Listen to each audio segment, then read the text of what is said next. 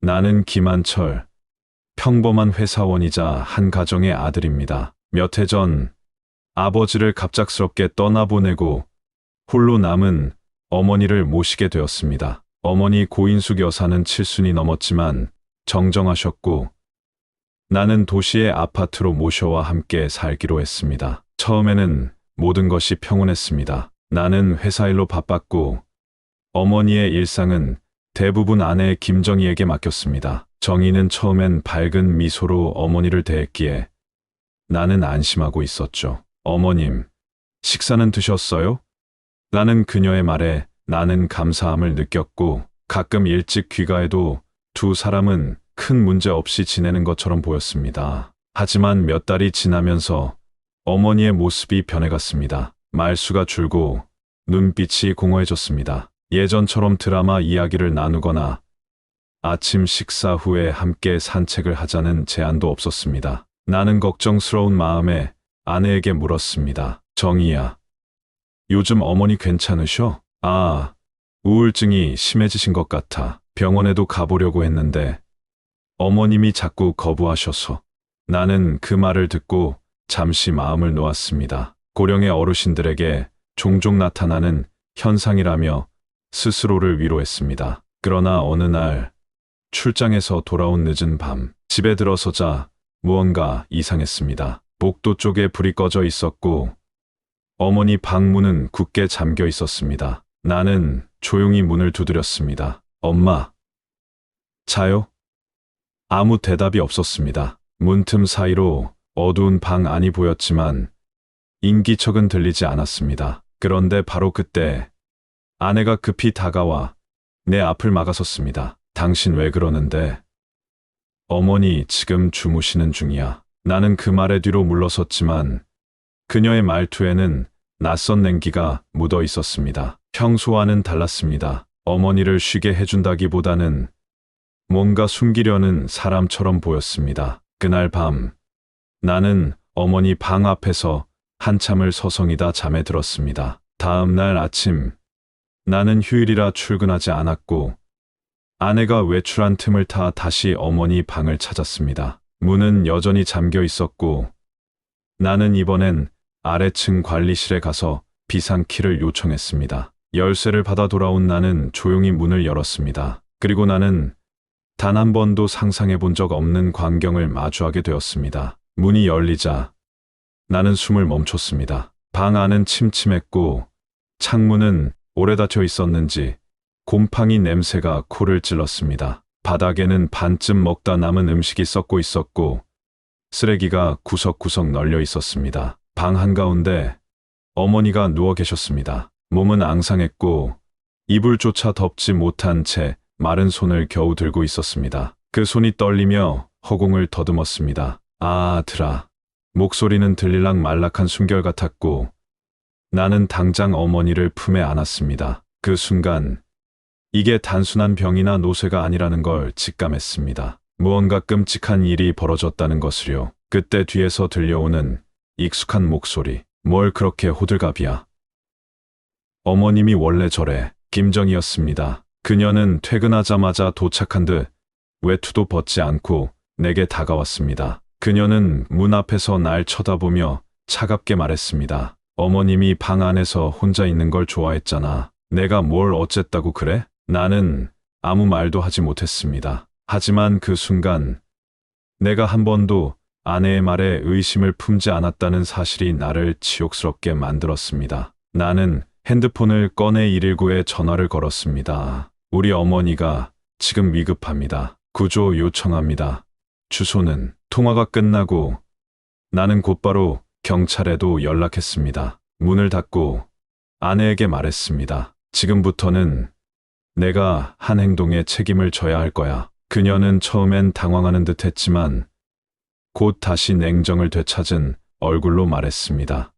좋아, 다 밝혀봐. 나는 잘못한 거 없어. 잠시 후 구급차와 경찰차가 동시에 도착했습니다. 나는 현관문을 열고 바닥에 주저앉은 어머니를 보여주었습니다. 구급대원이 다가와 맥을 짚더니 다급하게 들 것을 요청했습니다. 경찰은 김정희를 따로 불러내고 질문을 시작했습니다. 나는 멀찍이 떨어진 곳에서 그 광경을 바라보며 머릿속이 하얘졌습니다. 그제서야 나는 모든 것이 무너지고 있다는 걸 실감할 수 있었습니다. 어머니는 응급실로 옮겨졌고 나는 대기실에 앉아 온몸이 얼어붙은 채로 있었습니다. 곧 의사가 진찰을 마친 후 나와서 중대한 사실을 알렸습니다. 환자는 장기간 식사를 제대로 못한 상태였고 심한 탈수와 함께 타박상이 여러 부위에 있습니다. 특히 영양실조는 최소 몇 주 이상 지속됐을 가능성이 있습니다. 그 말을 듣는 순간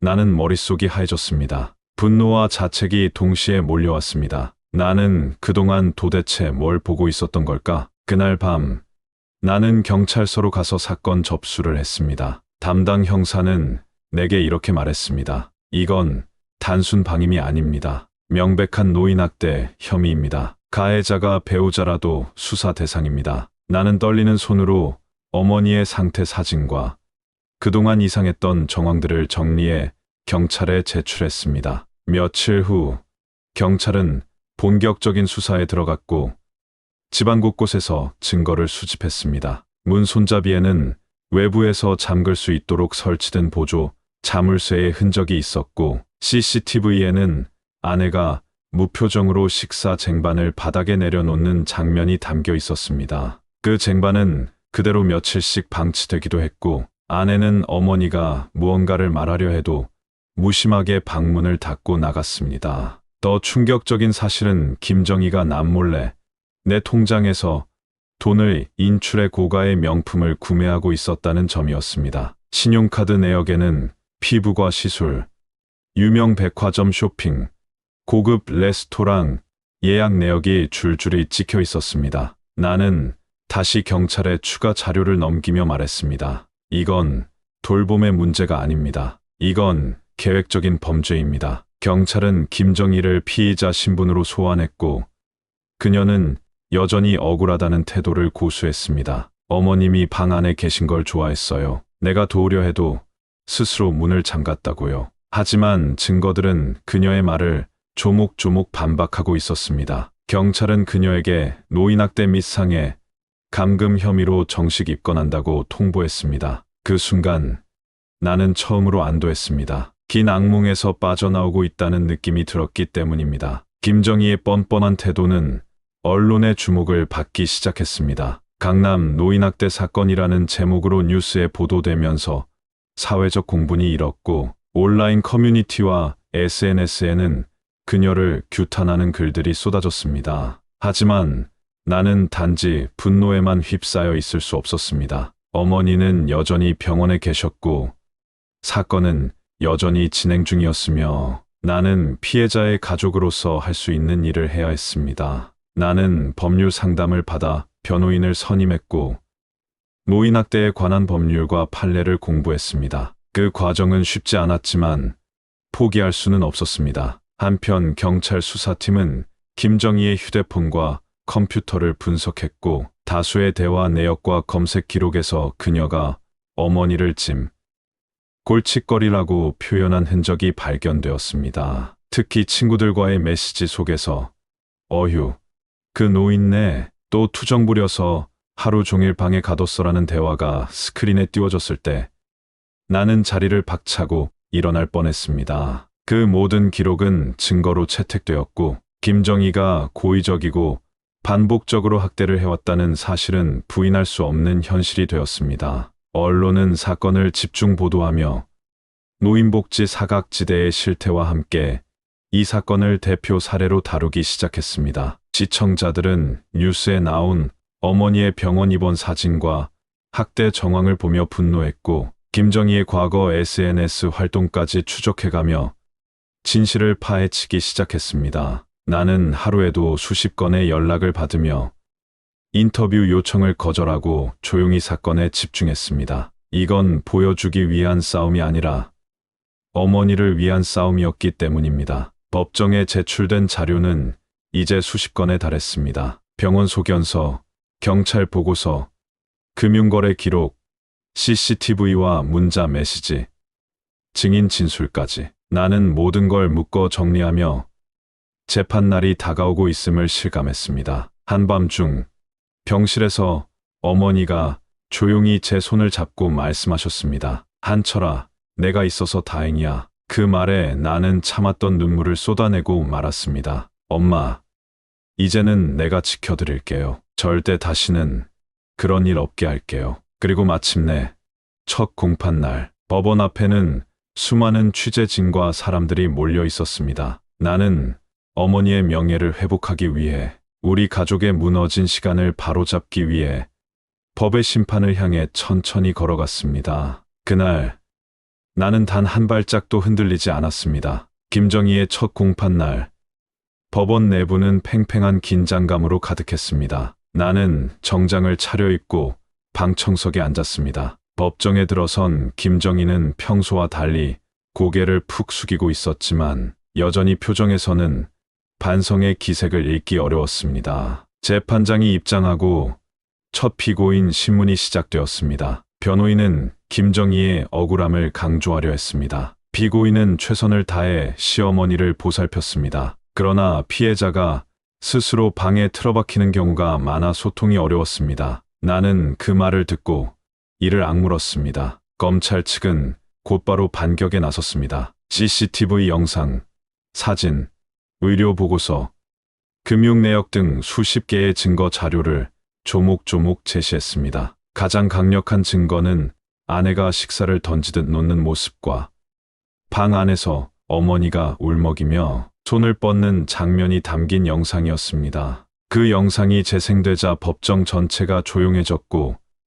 방청객들마저 숨을 죽였습니다. 검찰은 김정희의 휴대폰 기록을 근거로 그녀가 반복적으로 시어머니를 조롱하고 비하했던 흔적들을 하나씩 열거했습니다. 그 노인네는 짐이야.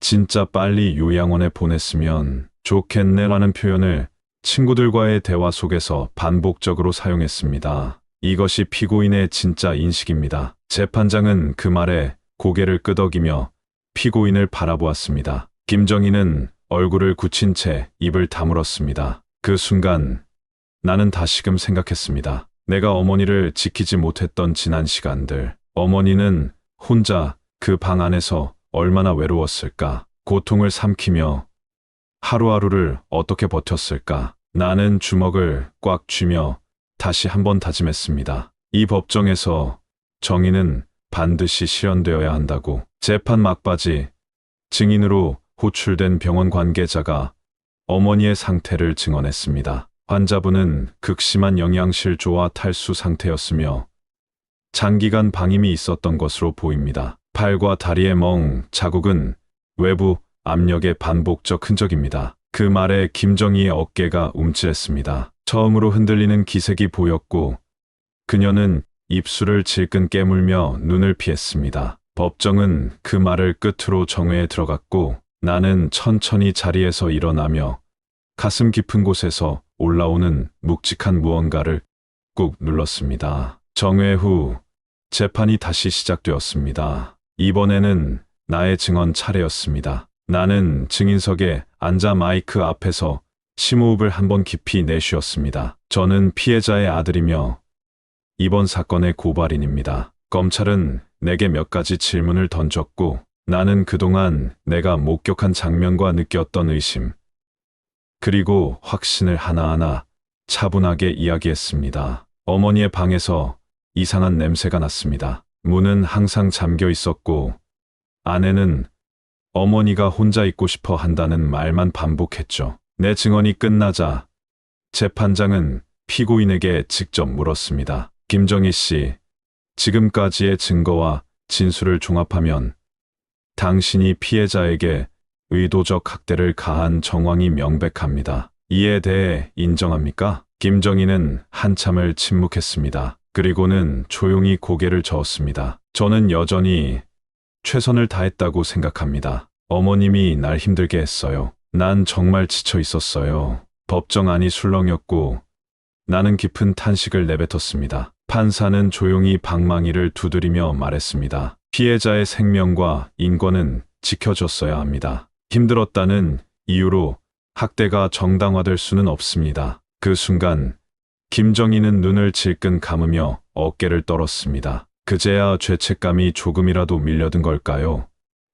아니면 단지 판결이 두려운 걸까요? 나는 더 이상 그녀의 감정을 추측하려 하지 않았습니다. 검찰은 최종 변론에서 단호히 요청했습니다. 본 사건은 단순한 가정 내 갈등이 아닙니다. 오랜 시간 반복된 고의적 학대입니다. 피고인에게 중형을 선고해 주시길 요청드립니다. 변호인은 그제야 자세를 낮추며 마지막으로 호소했습니다. 피고인에게도 아이가 있고 이혼 후 홀로 살아왔습니다. 부디 감경을. 그러나 나는 그 변론이 더 이상 진정성 있게 들리지 않았습니다. 여전히 김정희는 책임을 외면했고 어머니는 아무 죄 없이 고통을 받아야만 했습니다. 마지막으로 재판장이 선고 일자를 고지하며 정리를 마쳤습니다. 판결은 다음 기일에 선고하겠습니다. 모두 수고하셨습니다. 사람들은 조용히 자리에서 일어났고 나는 방 청소 끝에서 여전히 침묵하고 있는 김정희를 바라보았습니다. 그녀와의 시간은 이제 법의 영역으로 넘어갔습니다. 내가 해야 할 일은 끝났습니다. 이제 정의가 말을 해야 할 차례였습니다. 재판 당일 아침, 나는 어머니의 손을 꼭 잡고 법원으로 향했습니다. 어머니는 많이 회복되셨지만 여전히 작은 소리에도 놀라고 사람 많은 곳에서는 불안해하셨습니다. 나는 조심스레 어머니의 어깨에 담요를 덮어드리며 속삭였습니다. 이제 곧 끝나요, 어머니. 반드시 이겨낼 겁니다. 법정은 다시 한번 긴장 속에 들어섰고 판사의 목소리가 조용히 울려 퍼졌습니다. 피고인 김정희에 대한 형량을 선고하겠습니다. 모든 시선이 판사에게 집중되었습니다. 피고인은 장기간 피해자에게 신체적, 정신적 학대를 가하였고 이를 부인하며 반성의 기미를 보이지 않았습니다. 이에 따라 본 법정은 피고인에게 징역 5년을 선고합니다. 그 순간 김정희는 무너졌습니다. 법정에서 절규에 가까운 외침이 터졌습니다. 안 돼요. 저 이렇게까지 살면 안 돼요.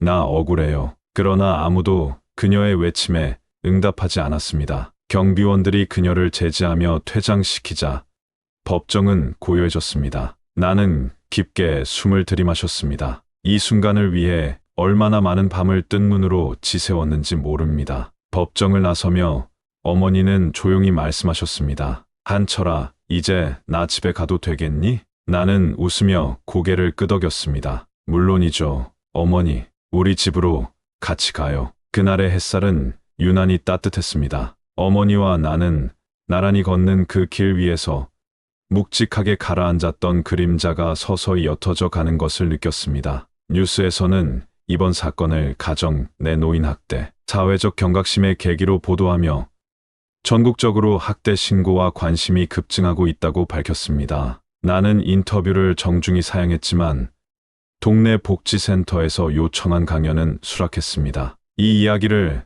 더 많은 사람들과 나누고 싶었습니다. 우리 어머니는 피해자가 아니라 생존자입니다. 그 말 한마디로 강연을 마친 나는 어머니와 함께 미소 지으며 집으로 돌아갔습니다. 시간이 흐르면서 어머니는 조금씩 평온을 되찾아 가셨습니다. 매일 아침 마당에 화단에 물을 주시고 따뜻한 차를 마시며 미소 짓는 모습은 나에게 위로가 되었습니다. 어머니의 손등에는 여전히 연약함이 남아 있었지만 그 손으로 내 등을 토닥여 줄 때면 세상의 모든 죄책감이 씻겨 내려가는 기분이었습니다. 나는 회사를 그만두고 지역사회복지사 자격증을 따기 위한 공부를 시작했습니다. 더 많은 사람들을 위해 더 늦기 전에 무언가 해야겠다고 다짐했습니다. 어머니는 그런 내 모습을 보며 말씀하셨습니다. 한철아, 넌 이젠 진짜 어른이 됐구나. 그 말을 들은 날 나는 몰래 눈물을 훔쳤습니다. 몇 달 후 나는 지역 복지관에서 무인학대 예방 캠페인을 열었습니다. 강의 주제는 보이지 않는 폭력이었고 나는 직접 겪은 이야기를 조심스럽게 꺼냈습니다. 학대는 꼭 주먹으로 때리는 것만이 아닙니다. 방임, 무관심, 무시, 그것들도 사람을 죽입니다. 사람들은 조용히 고개를 끄덕였고 어떤 이는 눈시울을 붉혔습니다. 강연을 마치고 한 노부부가 내게 다가왔습니다. 우리 딸이 요즘 바빠서 자주 못 오는데 오늘 선생님 이야기 듣고 한 번 더 생각해 봐야겠어요. 나는 조용히 미소 지으며 그분들의 손을 꼭 잡았습니다. 가족이 서로 지키지 않으면 누가 지켜주겠습니까? 그날 나는 어머니와 함께 작은 시장에 들러 돼지국밥을 사드렸습니다. 그 자리에서 어머니는 조용히 말씀하셨습니다. 이제 괜찮다. 한철아, 고마워. 집으로 돌아오는 길, 나는 어머니의 손을 꼭 잡았습니다. 하늘에는 저녁 노을이 붉게 물들고 있었고 그 속에 내 마음도 따뜻하게 물들어갔습니다. 어머니가 내게 말했습니다. 다시는 그런 시간으로 돌아가지 말자. 나는 고개를 끄덕이며 조용히 대답했습니다. 네, 어머니, 이젠 우리 둘 다 괜찮아요. 그리고 그날 밤, 어머니 방 창문 밖에는 별빛이 유난히 밝았습니다.